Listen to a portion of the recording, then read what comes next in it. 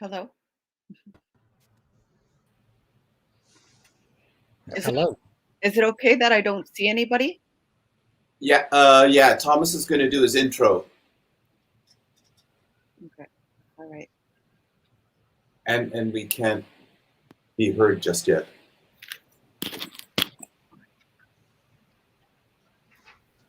Hi, thanks for joining us today. My name is Thomas Johnson. I'm the curator of performance and moving image at Dunlop Art Gallery and RPL Film Theatre. I'd like to acknowledge that I'm located here on Oaxcana Kasatake, also known as Pile of Bones, also known as Regina, located on Treaty 4 territory, the territory of the Nehewak, Saulteaux, Dakota, Lakota, and Nakota, and the homeland of the Métis. It's my pleasure to introduce you to this discussion of S.P.A.N.E, a screening of performance art in the natural environment. S.P.A.N.E is the vision of Johannes Zits and has been presented in a number of venues internationally since 2011. This 2021 edition is presented in 4 parts, each in response to a particular element. And for this 4th and final iteration, also on the occasion of the winter solstice, we have a discussion on the theme of fire with Johannes and artists Jaime Black, Lindsay Delarond, and Paula Wong. I'd like to welcome you to contribute to this dialogue via the chat to the right of the screen. And we have the opportunity to bring forward questions at the end of our discussion here. And I also encourage you, if you haven't yet had the chance, to spend some time with the works curated by Johannes, now accessible to our partners for free thanks to our partners at Vukavu. And I'll send you the link on the chat here. Now it's my pleasure to introduce our presenters. Jaime Black is a multidisciplinary artist of mixed Anishinaabe and Finnish descent. Black's arts practice engages in the themes of memory, identity, place, and resistance, and is grounded in an understanding of the body and the land as sources of cultural and spiritual knowledge. Through her art practice, Jaime Black creates space and time to connect with and enter into a relationship with the land in which she works.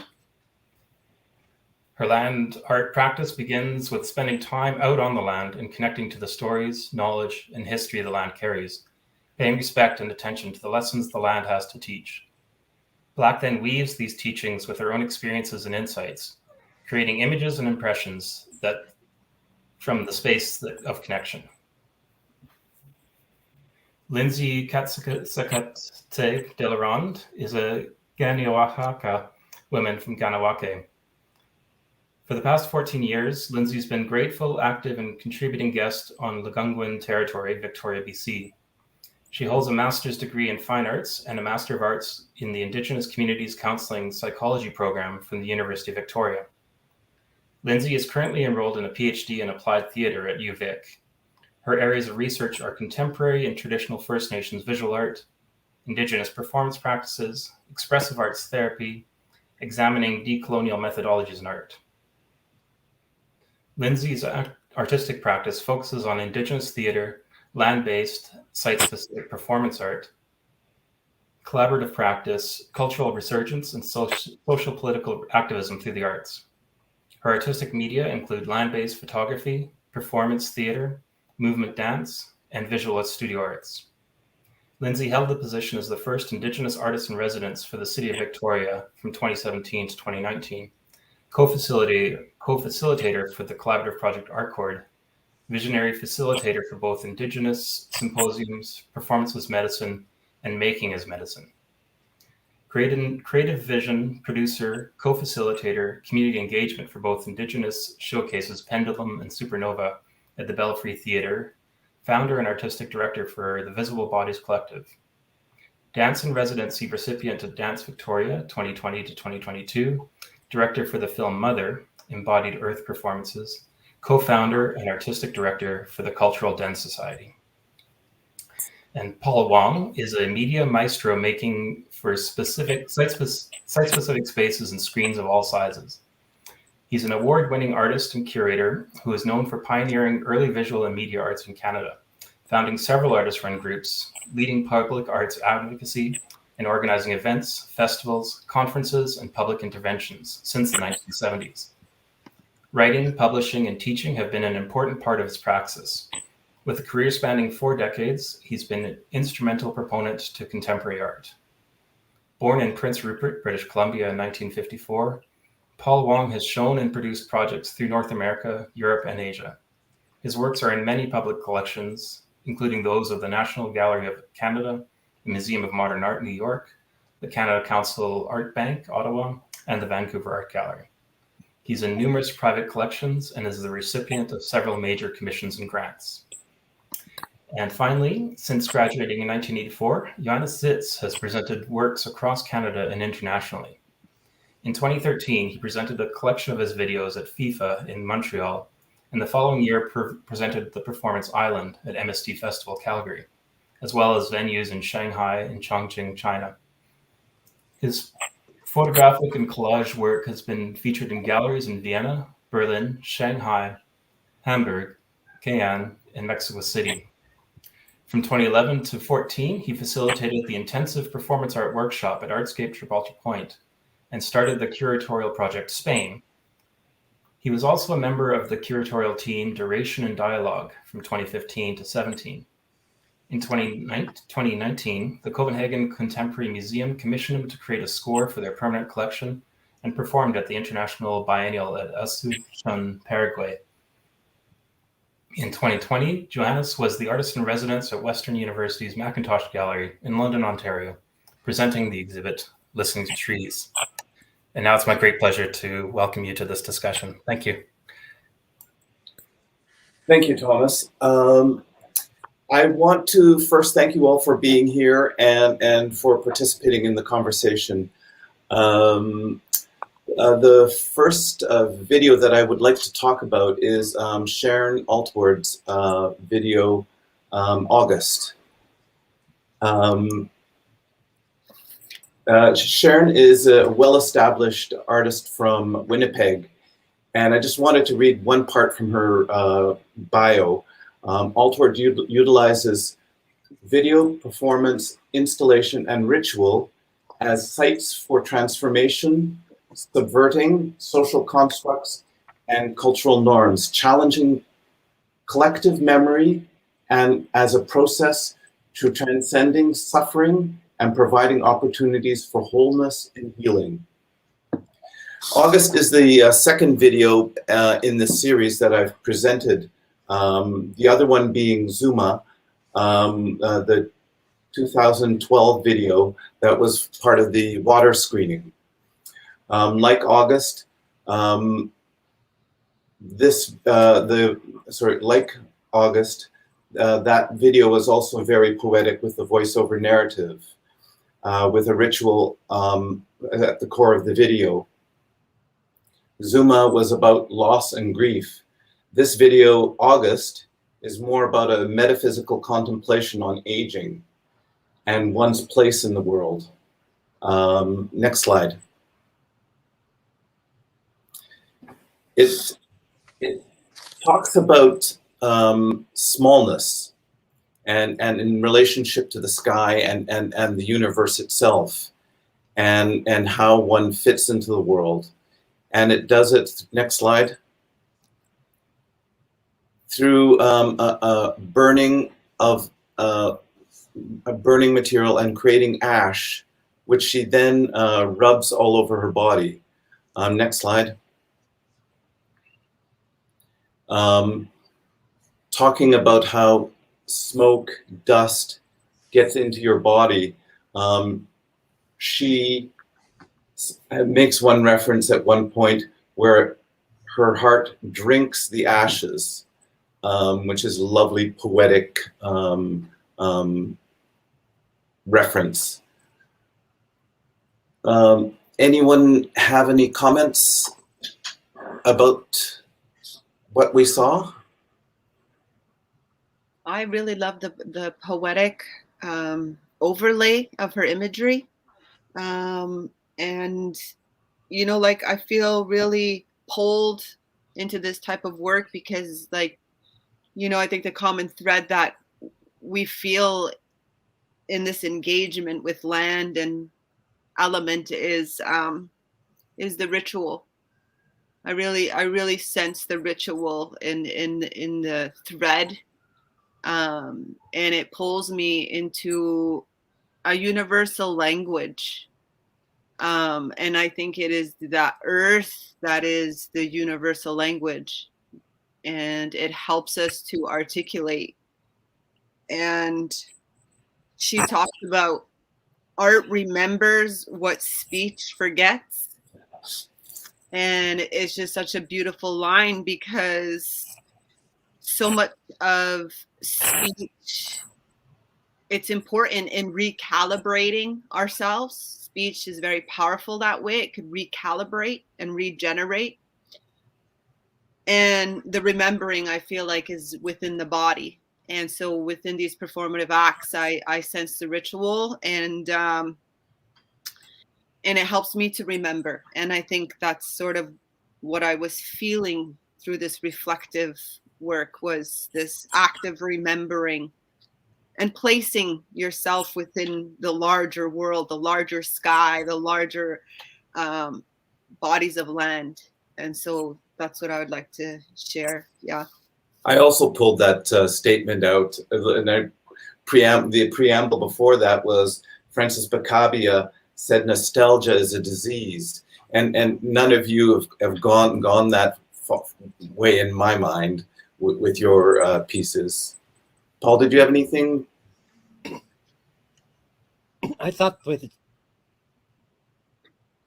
they opened talking about the sky, Yeah. and it was just often I hear reference to from people on the plains, and for her to acknowledge it in that way really kind of brought everything down to this very intimate, small, and almost human scale. With the ashes, so it gave me really a sense that we're just here for short periods of time. This thing that's actually timeless. I think that kind of, I love the way it was opened and then reduced for me. Yeah. It centered it for me. Yeah. And it made me really appreciate the plains and the sky as someone who has not that much experience and not much knowledge about it. Okay. Jamie? We can't hear you. Sorry. Just seeing those 3 images in such a short time, and Next just hearing image. you speak. Are you able to hear me? Yeah. Yes. Yeah. Awesome. Okay. Cool. It just reminded me of a line that I wrote when I was going through, life as it is sometimes difficult, and I just wrote it down again because it reminded me of it, and it says, "I will dress myself in the ashes of all that is lost and dance."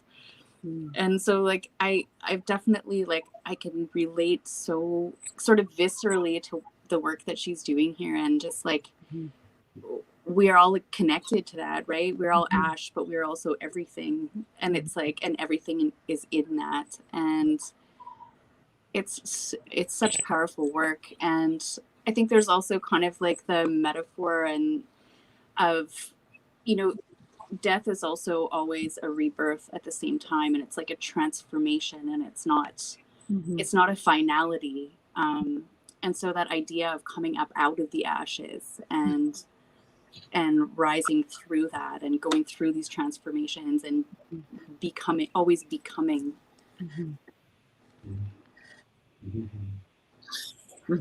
Yeah. What? Yeah. Next image. Next image. And finally, the landscape. She really is, again, bringing the whole package into it with the fire, the air, the ash, and the clouds, the sky. Next image.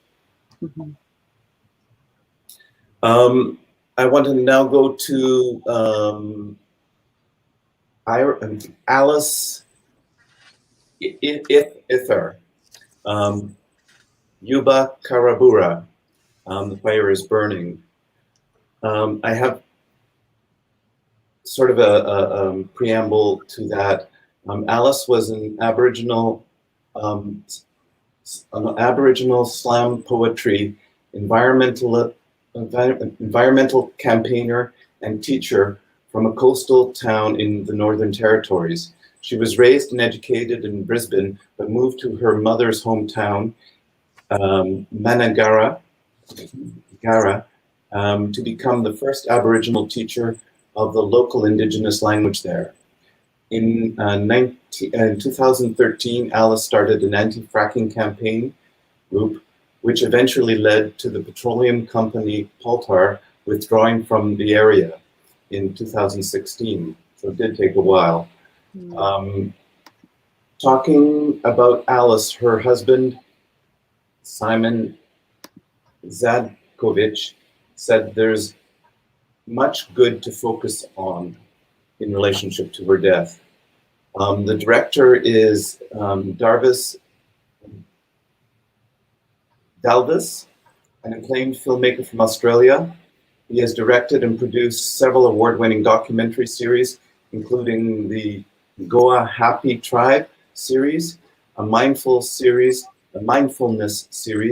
The Natural Mind, and The Common Thread documentary, which examined the mental health in the lives of young Australians. Dharmas directed The Word, a 6-part ABC series about the generation of poets from around Australia. Yara Karabura, The Fire is Burning, is one video from this series. In this work, next slide, Alice is talking about coming from two worlds. Next slide. Her mother is Aboriginal from that coastal town in the Northern Territories. Next slide. And her father is of ancestry from the ships that first came to Australia. Next slide. And this puts her sort of between the two worlds of where her mother's from, next slide, and where she was raised in Brisbane. And she speaks really eloquently about that. And next slide. And she uses the metaphor of fire as a coming together, talking, teaching the young ones, and being together as a way of seeing other points of view, of learning from one another, and teaching the young ones. Mm-hmm. Mm-hmm. Anyone want to jump in here? Sure, I will. Yeah, with that sort of with the things that are coming up for me around this two worlds is I really love how she talks about the split and being split, and it's using the split and the cracks as the way that she's seeing the world. So it's like this two-eyed seeing, holding these two worlds. A lot of Indigenous people in Turtle Island, and so you can see the universality there in terms of being able to hold and straddle the two worlds, and one not being in a hierarchical structure, but it's like cyclical, right? They feed and inform and regenerate, and that transmission of knowledge, I think, is really important to really acknowledge in her process, in her creation process, because in the way that the imagery, it really shows the fire, it shows the land, it shows the Indigenous ideology through that imagery in contrast to that urban landscape. And so I think just in the visuals, with her poetry, I really love how she's incorporating language in her work. I also carried on with watching other videos, and there's just something very affirmative in being able to hold two places while simultaneously really acknowledging landmarks and land bases and the interpretation of land. And I think that's what she's talking about. And that's really interesting when we look at negotiation, treaties, relationship to settler colonialism. And indigenous people, it's that interpretation. And so if you can imagine, settler colonialism has one lens, you take that off and you put it through the indigenous lens. Those are two different ways of seeing the world. And so this is about expansion of knowledge, about the intersection of these knowledges coming together, not in contrast to be at war. But a lot of our negotiations and our treaties was about how to come to peace, how to share, how to come to one mind.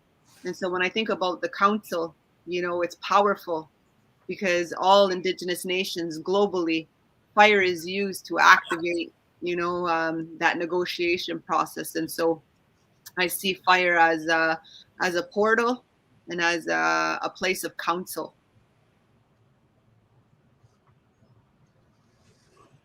Anyone else? This thing of the split was very included. This work from the idea of also fire. I think when she talks about the split and she talked about her two, where she comes from, and the tattoo, she reminded me as a settler that often we have come here not by choice. We have come to Turtle Island to escape prosecution. In that case, they were exiled to political, religious, sexual tension, strife, to a place that didn't necessarily welcome us, but a place where we had nowhere else to go. So certainly that reminds me, of my settler roots, that I think in many cases, we don't leave home because we're happy. We leave home because we have to. And her acknowledgement of both of those things really made me think about why we're here. And as a settler, I've just recently understood what that means, and that really meant going to the land. And that was recently. I went for the first time to Haida Gwaii in July, and to be there in that culture and to see where it comes from. And I'm not stupid. I'm quite, aware of a lot of things, but but to see something in its place and to feel that land and to feel the connection and the history. Finally, in July, I got a better sense of what being a settler was. So, hearing and seeing this work triggered a lot of that because basically I'm an urban, and I know in indigenous any culture really only through my urban eyes. So the idea of this image that we're looking at, going back to the very primal fire, I think in this very short work, I think she's managed to speak to me in so many different ways. Totally, I agree. Definitely. I think just even those layers, Paul, when you start to talk about that from your perspective, I think again it breaks the dichotomy. Even that two-eyed seeing becomes three-eyed, becomes four-eyed, becomes five-eyed, becomes, it becomes multidimensional, and many entry points. And all the time when a fire is lit, people sit around it. It's that illumination of knowledge, of hidden knowledges. It lights where the darkness is, and it creates a pathway for each of us to walk down, to walk towards, and to sit with. I pulled the image of the children running around the fire because she ends very poetically talking about that it's when our fires go out, we pass it to the young ones. And that was such a beautiful way of ending it. How are we going to pass it to the young ones? There was one other thing that I wanted to bring out, and it was a statement that she says, with ash on our feet and coal in our hands. The coal in her hands, what do you think that reference is about? Is it like, is that what's holding the fire?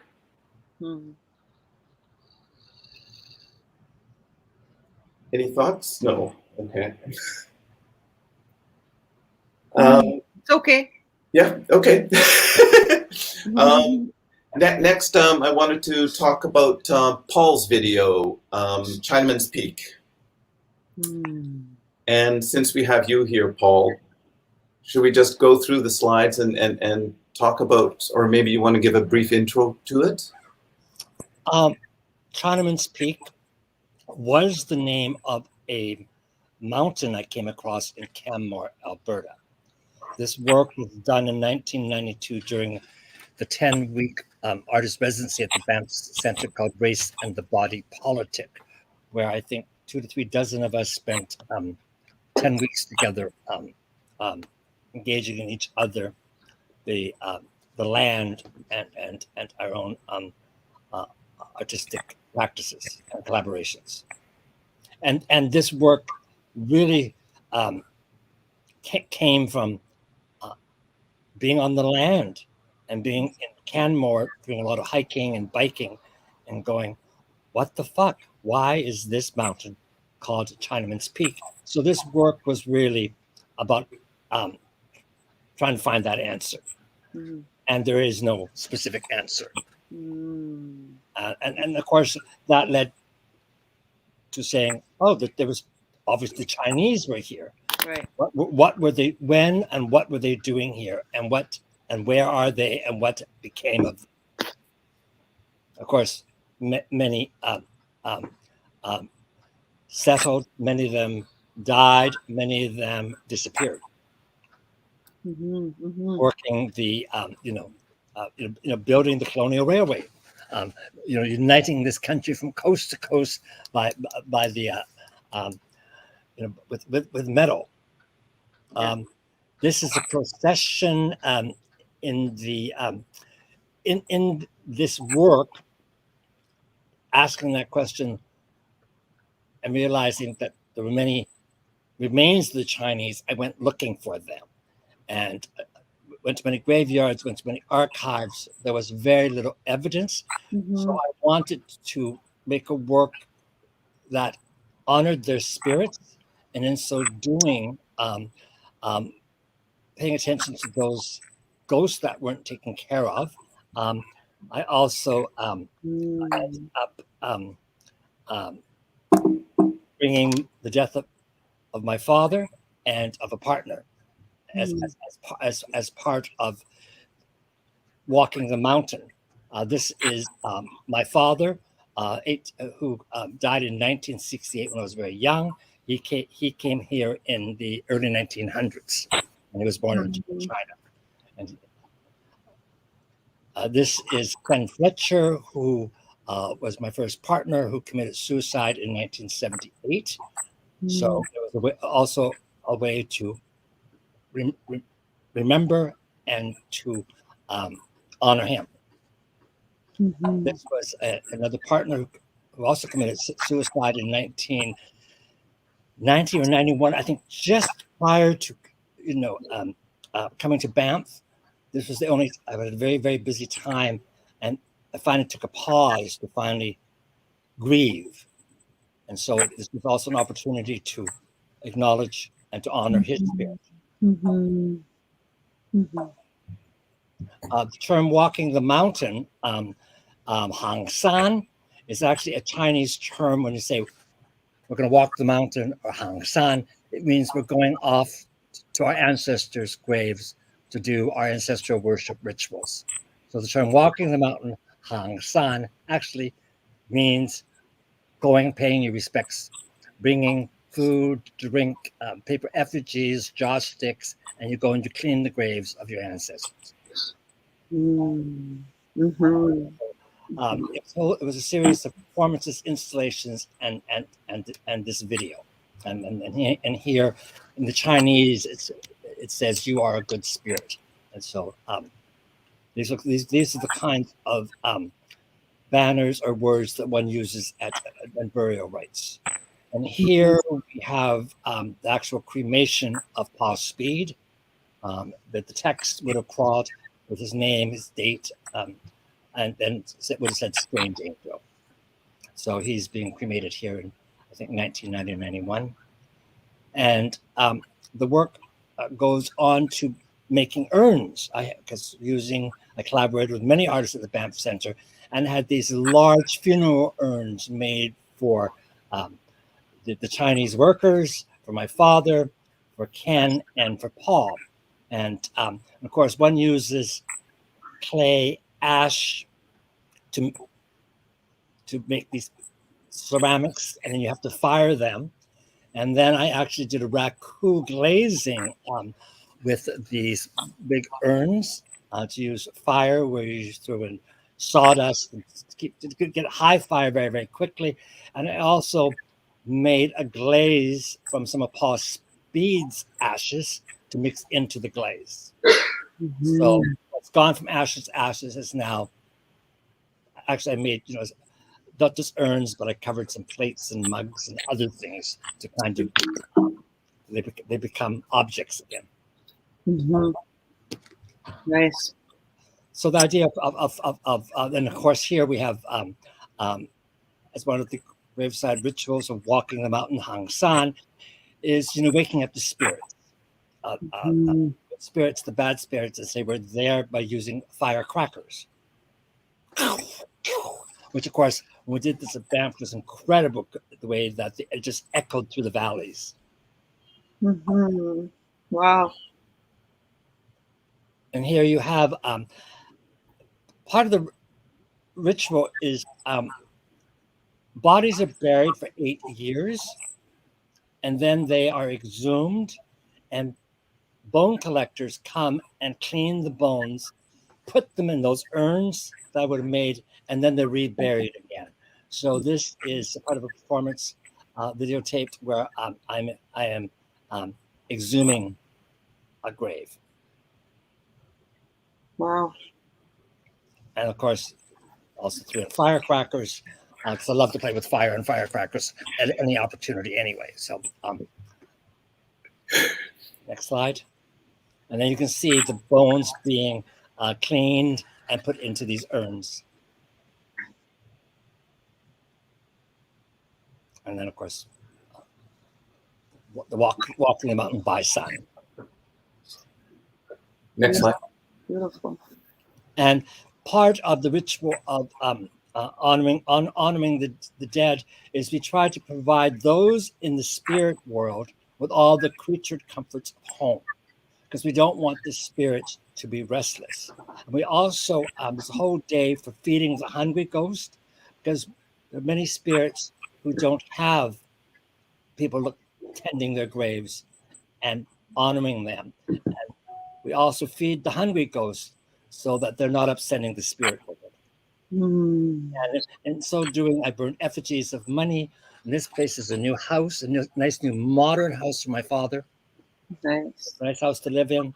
In Asia, they build huge paper effigies, but in this postmodern work, I just, tore things out of magazines, like a stereo, a cell phone, a pair of shoes, or a house, or a car, because it's all about honoring. It's all symbolic anyway. And here we have the actual ritual happening at the grave, with food, drink, tobacco, fire, and burning messages, paper effigies. In this particular case, it's Josh Stick paper suit. Wow.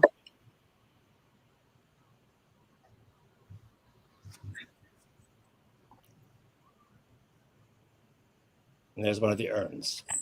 Beautiful. And so the nice thing is that this installation, which and this video has got a lot of airplay and got a lot of notice in 1990, and this ended up becoming quite a various variations of the installation, but the major installation has ended up in the collection of the National Gallery in the mid-90s. So all these urns now. Wow. And and the tempo and the coffin and a lot of other ephemera that went with an installation. I have a question. Thank you for sharing your beautiful work. It's making me really think about some questions. I have a few, but they're just some alignments. Actually, I just want to acknowledge the intersection of like Eastern knowledge and Turtle Island, and just how when you speak and the things that you're talking about, they really resonate with me as an Indigenous woman here. And I can really feel that these symbolic acts, question mark, that's what I was thinking. I was like, are they symbolic acts, or are they resurgent practices of our cultural knowledge systems? And so we call them performance art. We call them postmodern. We have categorized them in this sort of Western colonial way of looking at our art forms, its expressions, and how it manifests itself in the ritualistic work that we're all doing. And so what I guess some thoughts is, yes, are we doing resurgent practices within our artistic practices? And then the question was, are you your ancestors, Paul? Are you your ancestors? Are we our ancestors?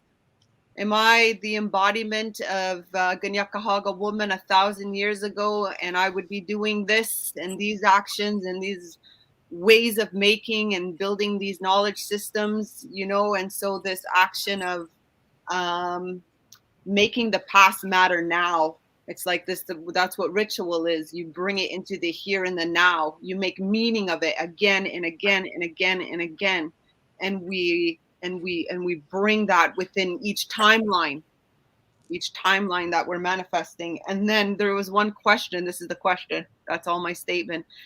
But for someone who has really trudged this path for decades and have been in the artistic field of land-based work and working with, the land as your artistic practice, how has it changed? How has it changed? I'm coming in as, a younger generation, and, is it a continuum, or throughout the decades, has there been some pivotal moments that you've seen artists working with land in very pivotal ways that have changed things, the trajectory of the way that we work with the land?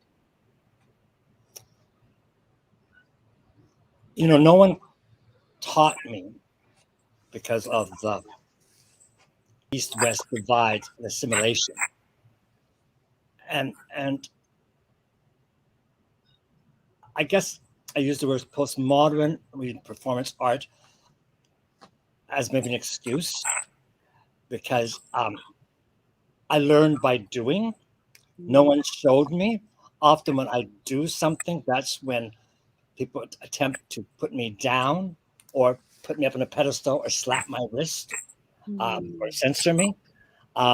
Because not having been taught and not being allowed to ask these questions and not having that information, my work has always been about asking a question, seeking those answers, and often through a multidisciplinary practice. One of the things that there's the 4 elements: fire, air, earth, and water. In the Chinese culture, there's also metal. And each of those also corresponds to a color and to the 5 senses. And it's making this work and being on that land of fire and seeing all the works today, which I looked at, fire, going back to our theme here, evokes all 5 senses. The taste, the smell, the feel, the heat. So a lot of my work was about the 5 senses. Like even here, there's food, there's taste, there's sweet and sour food. There's the earth, there's water. There's they're all involved in this practice, and it can be an individual practice or a collective or community practice.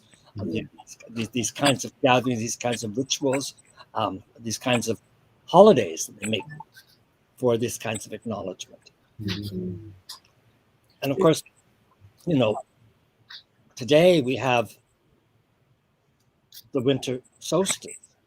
And as we know, it's about it's about light. And as we know, there's so many cultures that celebrate right now, and it's all about the light, Right. the fire. Right. Mm-hmm. Does that answer your question a little bit? Yeah. I just wanted to hear more from you. To acknowledge the, because when I hear Banff, I think about Rebecca Belmore's work and speaking to the land, and that's in the 70s, 80s, and that's sort of the trajectory of artists that I follow, and and so I think there's a lineage of. I'm just trying to look at things expansive, even in this conversation of how this knowledge gets passed down, but it's through the artwork, it's through the images, it's through us creating these iconic icons, like the red dress, like, these messages that it carries with it. So I wanted to acknowledge that. When this work was shown at the National Gallery as part of my first and only solo exhibition there, I insisted that the catalog and the signage also be in Chinese. I said, you do it in French and English.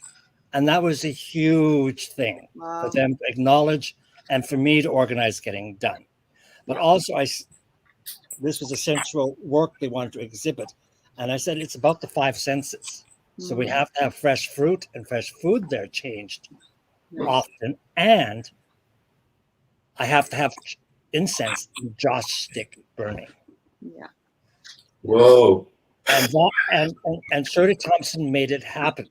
Yeah. We put in a ventilator in that gallery space. Wow. And we organized so that one piece of joss stick would be lit every 30 minutes. Wow. See, that's the advocacy. Nevertheless, it permeated through the whole place. Yeah. So that in a sense, through the art practice, my art practice has always been about expanding all that. Yeah. Pushing these little things, and that includes what I learn as an artist, what participants learn from doing the work. Right. If we always take it one step further and trying to uncover something, or ask more questions. Right. Thank you for that question. Yeah. Maybe we should move on to Jaime and Lindsay's video. And, oh, that's fast. Yes. Next slide. Oh, sorry. When the land and body merge. Now, you two did this video together, correct? Mm-hmm. And yeah, you did it as part of an project for AKA. The curator brought you two together. You'd never met before? No. How did the collaboration evolve, and how did you work together and Mm-hmm. It's interesting because I met Jennifer from AKA. She's the one who brought us together, correct? Oh, Jennifer. Yeah, Jen Smith, right? Yeah, Smith. I'd met her. I was in a leadership workshop in Banff, and we had met, and I said, I've always wanted to see the Rebecca Belmore piece. And she was like, me too. And I was like, oh, I think this girl's like really cool. That's what I thought. Because she wanted to go see the Rebecca Belmore speaking to Mother, right? So we went, and that's how she just knew my work and knew Jamie's work and sort of merged us together. And it started off with one of your films, Jamie. You want to talk about, because you're the first one to make that video and send it along. Did I? I think it was, with the tree and the arms. Yeah. Oh, yes. I've been playing around with that for ages now. I just want to say, because I feel like I'm just, Paul, I'm just so overwhelmed with like the power of your work. I just wanted to say that it's just amazing, that thread that you're kind of unraveling and the work that you've been doing. It really touches me, and I really do think that like it's just so powerful. You're kind of like the forerunner for us as Lindsay was kind of saying. And so I just wanted to say, like, thank you for sharing your work and for the work that you make. And just, yeah, I mean, sorry, I'm going backwards on you guys now, but yeah, it was very emotional looking at your work. And I think there's just something to be said about, you know, calling in the ancestors and having them be part of our practice. Like, because I feel like that is what kind of all three of us are working towards. We're caring for the spiritual world and not just the material world, and we're creating these interconnections and strengthening those interconnections between the material and the spiritual world through interacting with the land. And so I really feel like that's kind of where I'm coming from in my practice too. So although I only talk about red dresses, you guys. So like, you don't have to. Change. No, Jamie, you don't have to if you don't want to. You know, like you can give yourself. That's why I was like, maybe start from the place of the hands and the sticks, right? Yeah, for sure. No, I'm just giving you a heads up that that's my usual thing that I spend lots of time speaking about. But I'm really excited. I was super excited to do this work with Lindsay, and actually we worked together but apart. So it was COVID times when we made this too, as it still is. And we were actually remotely working. And so it was a call and response project. So I would create something, send it to her, and then she would do a work in response to that. And so this entire video was kind of built out of that, that process. Yeah. And it's kind of how it was a conversation between the two of us, and it was a really amazing way to get to know each other doing this work together. And I feel really close to Lindsay, you know, even though we've actually never met physically, but we've probably met spiritually. That's why. Yeah, so this so my videos, if you guys like, Lindsay's in the middle there, she's like chopping the wood and getting the work done, and I'm sure she'll chat about that. But my two videos are just flanking her video there. And I've been working in this space. It's around where I grew up, and I'm in Manitoba and Winnipeg right now, and so it's a bit outside of Winnipeg. And my ancestors on my Métis side have come from this area as well. So there's generations upon generations that have been in this area, and I'm kind of tracing those ancestors. And so doing that has kind of led me to be on the land and to kind of regenerate that knowledge and reconnect to that knowledge that the land holds. So this is a space I visited for a very long time, and it's really an intuitive process, I think, this sort of work. And I just try to go to spaces and feel out what I can and interact with the energies that are in that space. And so that's kind of it. Yeah, I'm not really like explaining myself, but that's a background of kind of this space that I'm working in has definitely been one that I go back to over and over and over again, and that I've developed a relationship with over years since my youth. And so it's really special for me to continue reconnecting to this place. And I watched my grandfather do that same thing. He was out on the land a lot, and he would return to the same places over and over and over again, and build that relationship and that intimacy with the land, which I think is so powerful. And and it's an unspoken bond, but it's there, and I could tell that he had that. And I really work to sort of maintain that that intimacy and that connection with spaces that I grew up around as well, and also ones that he used to take me to. Through my art practice is how I kind of can generate those relationships. You can talk now, Lindsay. Yeah, beautiful. I love that. Thank you for sharing that. I just love the triptych going on, because it really, to me, the trees are about the kinship. I think they're an expansion of our relatives. And you're talking about that, your relatives, your ancestry, your lineage, that lays in that land. And so the trees, I think, are this symbolic presence of your ancestors, standing there, being there. And I think this was the first video that I sent to you, actually. And,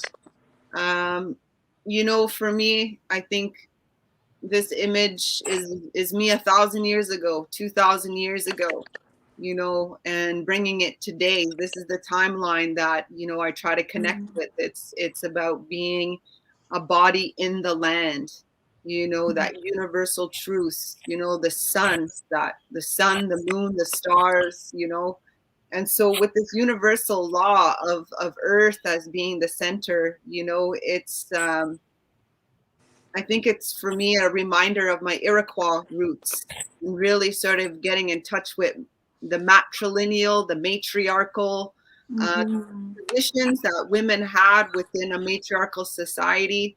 And so for me, when I enact that, and so chopping the wood is about service to community. You chop wood, you carry water, chop wood, carry water, the old teachings, Yeah. And so it's reviving the power of the feminine, in contrast, because I really see the trees as the brothers, and so always the balance of these energies. And for me, a lot of my work is cathartic. It's really about, pushing outward what has to come out. I am a community worker. I'm a service worker. A lot of us artists trudge in communities, and we trudge in the cracks and the crevices, as we do community work. And so, when we bring the land in conversation with the body, we have a resting place of healing. And so ultimately, fundamentally, my work is about healing and transformation. As we know, Indigenous peoples, in this era of our unearthing and of our unraveling, healing is very much a part of some of the old ways we have lost to purify and cleanse. And so we go back to the earth, we go back to the fire, we go back to the elements that remind us of our natural abilities to heal ourselves, that we are actually very, very powerful human beings, and that we transcend the vibration of the earth when we work this way as artists. And for me, it's about community. It's bringing the I into a larger conversation. And so that's how I anchor it really into these larger conversations where people are working with earth. They're working with this earth knowledge. And I believe in it. I have to say, I believe in it. Yeah. Can I just add, I feel like doing this work and connecting to the land too is, I think about, like, the land holds all this knowledge we're sort of searching for that has been, silenced a lot of the time by these colonial constructs and all the different things that have happened over time.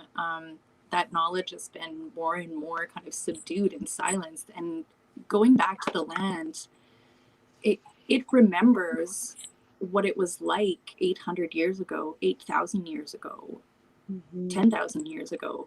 The land remembers that and, like, holds that knowledge. The rock holds that knowledge and those memories.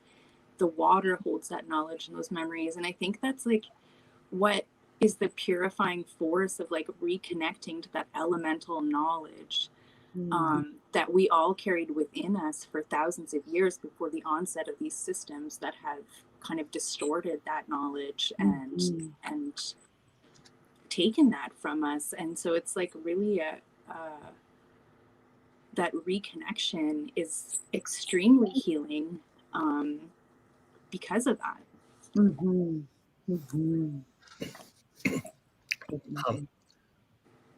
Thanks for sharing about the collaborative process, because that was one of the questions I was going to ask, and it never even dawned on me that, because I didn't look at the data or read any background information, that this was a very recent work, because it seems kind of timeless.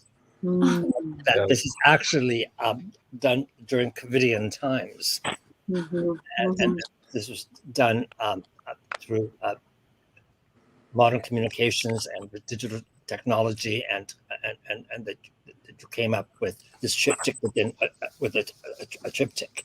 So that's fascinating. Mhm. I'm curious to hear more about this process of how the work came to be, because I saw it as a triptych within a triptych. But that the opening scene, it's got a lot of tension. It's got a lot of drama, and it's also because there's a lot of vulnerability in it. Yeah. Like I watched actually the work 3 times, and twice at home and again today, and the tension seems even more in that first scene. The chopping of the wood with your body, it's got a lot of tension in this work. I do. I feel like that. I feel like it is very like I've heard other things like, oh, you're so delicate, but you're not. And then, so there is this tension. There absolutely is a tension. And I think maybe the tension for me really exists in acknowledging the power that I have. Maybe it's like the tension that I know I can do things. I'm capable. I think a lot of my work too is really about the self-esteem.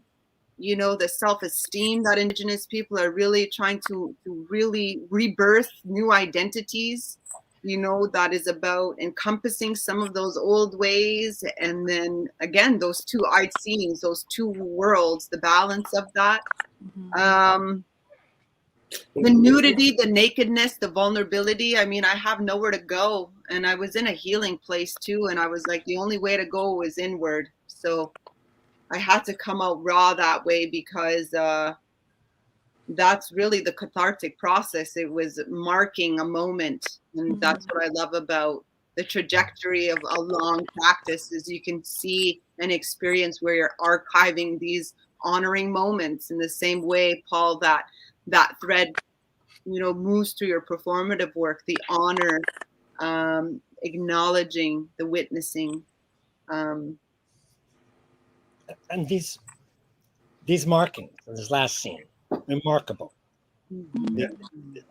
These shadows, these markings, these impressions that are there and then disappear. They evaporate. It's a very beautiful, beautiful image. I found it also fascinating the way that the tension at the beginning and then almost the lullaby at the end. It's so true. Hey, Lindsay, like it makes me think like it's almost funny because like I maybe like this process, just thinking about it now, like us going through it was healing, because like when we first started out and we were coming from where we were coming from, like that work at the beginning of mine was like came from a series called was sort of riffing off a series called They Tried to Bury Us. And so it was coming from a pretty dark place too, like coming just they tried to bury us, but they didn't know we were seeds, right? And it's just like that feeling of like just being like suffocated, but somehow rising out of that. And it sounds like you were coming from like a similar place, and like that coming out of that in whatever way you possibly, like coming out swinging, like, like, and then, but then like through the course of us getting to know each other, we like found more vulnerability and softness, and it like the tone of the work changes dramatically from the beginning to the end of the piece. That's true. Exactly. What is that, what you're singing at the very end? Heichka. It's Heichka. It's Heichka. It's Coast Salish. Thank you, Heichka. And so I just remember the moment of reverence, and I think that happens in our natural integration of our emotions. And we use this process of art making to archive, to document, but also have these resting places of integration. And for me, a lot of my practice is about integration. And so in this honoring, again, this giving thanks, because that you went through something, you went through a process. You know, the call and the response is very much about nation to nation building.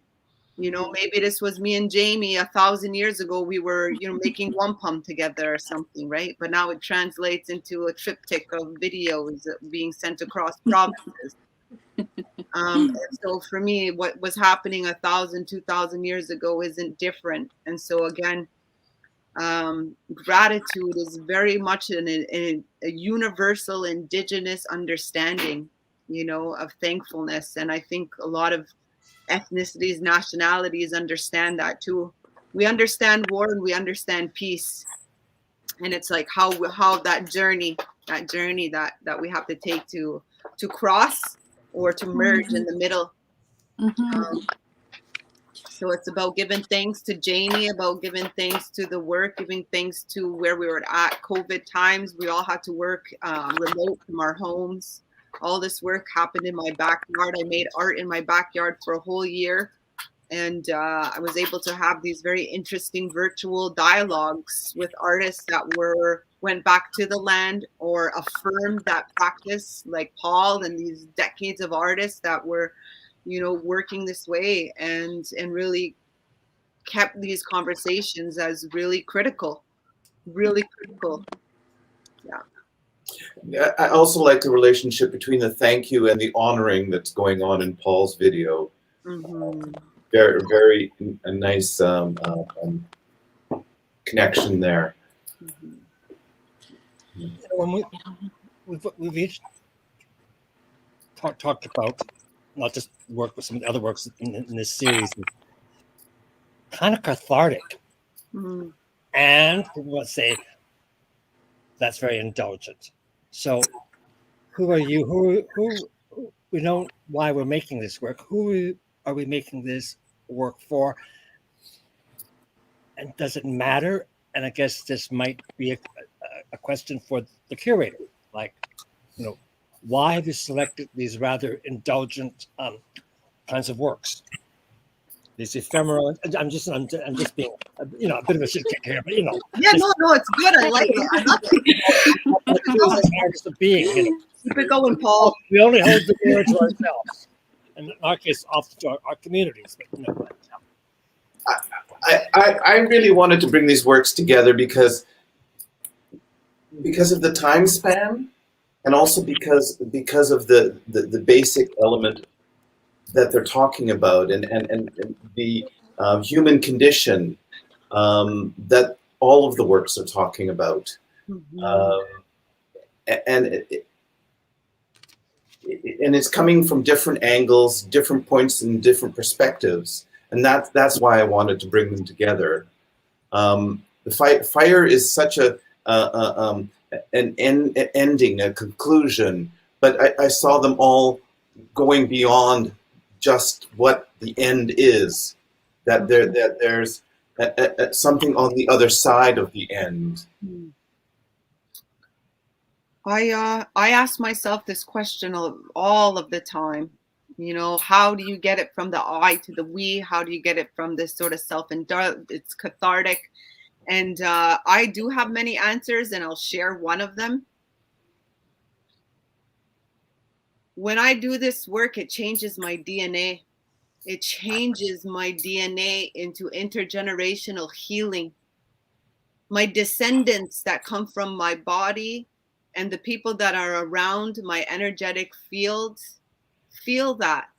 And because of this work, I become a settled body. I become a restful body for my kids to be around. And so they don't grow up with alcoholic parents, emotionally neglective parents, all of these severed wounds, soul wounds that we carry within our bodies. So for me, when I do this work in this self-indulgent way, in this cathartic way, I know that it's healing the descendants that will come from my bloodline, and that's why I do it. You said it, Lindsay. You said it, Lindsay. Yeah. Well, this also brings back Sharon's video about rubbing ash on her body as a way of letting go of things that happened in the past, or acknowledging, maybe not letting go, but acknowledging that they were there, and that the ash is part of the past because it's been burnt. That there is something there, and opening a crack, but that the sky is there. That the sky is where the smoke is going. Yeah. I love it that you interpret everything poetic with more poetry. I'm not a poetic person by any means. Yeah. Yeah. Really beautiful. Yeah. Yeah, I mean, Lindsay, I just want to like pick up on what you're talking about. I mean, for one, that was extremely powerful, and I completely relate to that. And because I sometimes wonder too, like, why am I, I tell people, oh, I just go do weird stuff in the bush, Yeah.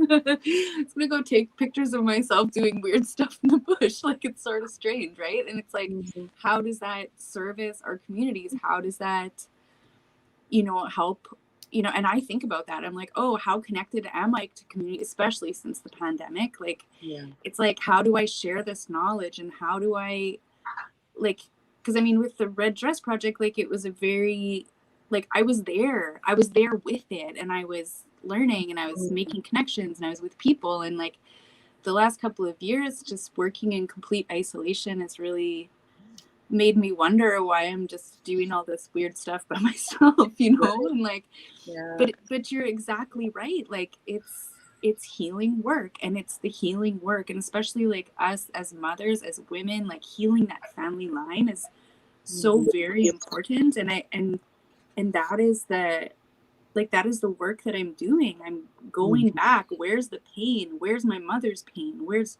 my father's pain? Where's the community's pain? Where's the historical pain in this land? Where's that at? And like, and unearthing all of that, and looking at it, and writing about it. And it's not just only pain, but it's just like, that's what you have to move through to get to the other side, right? Like, that's where the healing comes from. Is like, you have to walk through that first. And yeah, and like, even though that seems self-indulgent, you're exactly right. Like, I have a child, like, I have, I'm, and I'm also connecting with a lot of people all across the country through the work that I do. And you guys are all also doing that. And it's like, whoever's in that field who can benefit from that energy that's healing itself, and knows maybe a couple steps into how that might happen. Like, if we retread that path of healing, then people can follow it, right? Like, that's so beautiful. Yeah. Well, for you, was there also a sense of healing in doing that work? Oh, absolutely. I think the context to be able to ask the question and explore optional alternative answers. That has nothing to do with historical accuracy of records, and to be able to, I think as an artist, we give each other hopefully permission to take the risk to slam things together without having to say, are they right or are they wrong? And just keep piling it on and sifting through it. In fact, the two of you are collaborating and throwing these things up and doing this pastiche, this collage, these slamming these things up side by side changes and shifts from our day-to-day kinds of realities. Right. As we actually live in a very multidimensional abstract world. Now that everything is predicated on scientific fact, numbers and data and linear, this linear world that we've been taught to operate in, from what is right, what is wrong, what is how you go about doing this, that. That to be able to shift perspective and reshape meaning. Exactly. That is what we as artists do best. Totally. We can flip things and look at it backwards, sideways. We can Mhm. add and subtract, and you know, that's hearing all of us talk today. I'm reminded, you know, to keep experimenting Yes. and not be afraid to be right or wrong. Just Mm. be. Mhm. You talked about being open and reduced, you know, open and reduced earlier in this conversation, Paul, and I just want to sort of reiterate those words, you know, that being open and being reduced. It's like you're showing, um, you know, the a little bit of the how we do things. You know, I think that's what's changing throughout the decades and throughout time of making how we make things. What are the guiding sort of protocols that we're enacting within these creations? You know, in particular with your work with the urns and the clay, like a lot of this is for me when I view that resurgent practices, research, this revival, and for me it parallels directly to some of the, you know, indigenous practices that are happening here, and that's what I really love about this conversation, you know. Self-fulfilling prophecy of an artist to be in that bondage of the self. I understand that, and I think this. Um, what is the question? And Paul, you talked about that too. What is your question that is keeping that curiosity, that exploration? You know, and I think the Earth has a lot of ways to keep us engaged. You know, and I think that's something that I learn about plant medicine people. You go out for a walk on the land with someone who knows the knowledge, and they're like, yeah, this does this, oh, this heals this, or you know, they have all this knowledge. Then you realize, wow, I don't know anything, you know. And because all of nature has its own systems of knowledge, and they all take a lifetime and many lifetimes to understand this system. And I think that the more artists that are engaged in learning and relearning methodologies of the how things are created that are more aligned with the natural rhythms of nature, both destructive and positive, you know, because nature isn't utopia. Nature destroys, it's powerful, it's water, it's mudslides, it's tsunamis.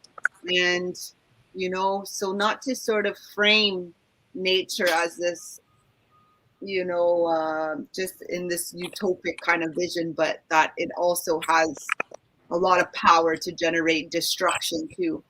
Um, and I think this is where ritual ties back in with our humanness. We've always had ways of making and rituals to rethread, to recreate the tapestry, to mend and heal, and to restructure and evolve as humans in our within our societies. So ritual I see is also very much grounded in this conversation too, and in the work.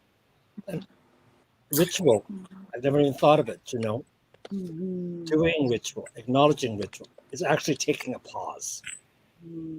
It's taking a pause from the everyday chaos of life. Yes. And ritual, I guess, is continuity. Absolutely. Absolutely.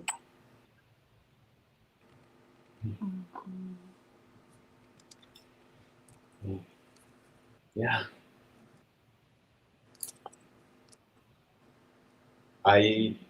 It's a beautiful place to end. I wrote it down. This is my mind map. Oh my god. Oh, nice. You got the Post-its going on? What do you got going on? Oh, we got a drawing, illustration. Yeah. Mind map. Look at all of us. We're ready to go. That's awesome. I just have I have the three of you in my mind. No, you held the space. You can't write notes when you have to listen so attentively. So you did the good job of just using these, and it really helped us for us to speak. So thank you for holding that space. I also just with your the positive and negative, the fire is the forest fire, and it's the fire that you gather around the campfire, and the contrast between those is powerful as well. Yeah. Yeah. Okay. All right. Thank you so much. Thank you, so much. Thomas. It was beautiful being in circle with everyone. It's everything. Mhm. Having conversations like this is what the whole S.P.A.N.E idea was about. Beautiful. And I'm so glad that Thomas allowed us to do this, and for you guys to be here with me. Yeah. Thank you so much, Thomas. Yeah. Thank you, Jamie. Thank you, Yes. Paul. Thank you, Paul. Thank you, Jamie. Thank you, Lindsay. I couldn't have Thank you stopped you. guys. It's Good night.